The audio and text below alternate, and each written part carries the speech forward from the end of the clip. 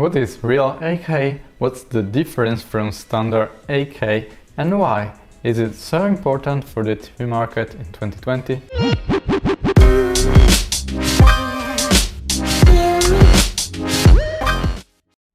So what's up guys, Faury here and welcome to Shades of Tech.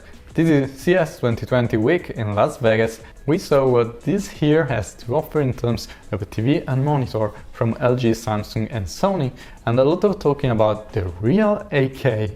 So if they ask you what is 8K, you will probably say it's a resolution. 760 by 4320 to be precise, 33 million pixels, it's like having a 33 megapixel photo on an 80-inch screen size. You will be correct, but not completely. It's not just resolution, because while we step up in the game of the TV, we have to go beyond the concept of simple resolution. It's not enough to describe and certify how a good 8K TV has to be.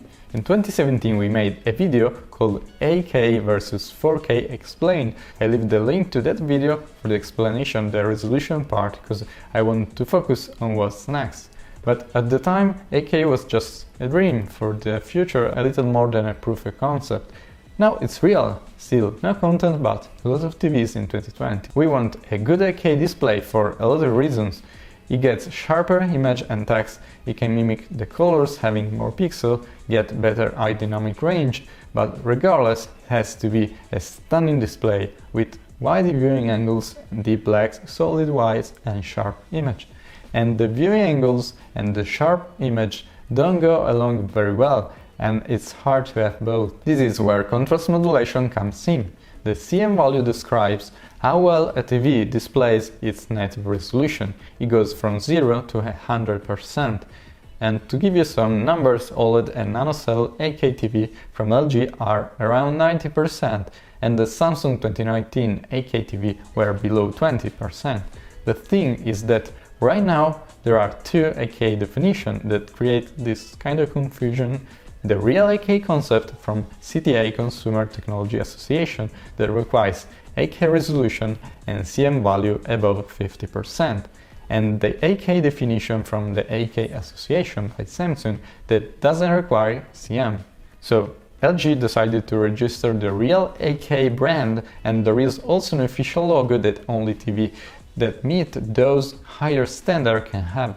I agree with this LG definition because from consumer point of view it means that there is somebody in the market that proved that they can make a better 8K, so all the other one have to try as well, no excuse. It means more research and improvements, and also that this standard should be used for content production. So in the future, if you want to have real 8K, you probably won't be able to take full advantage of your contents, of the real 8K content. This is a game changer because now to be defined real 8K, a TV has to meet the proper resolution but also needs to be able to display every pixel in a sharp and distinct way and not in a blurry mix.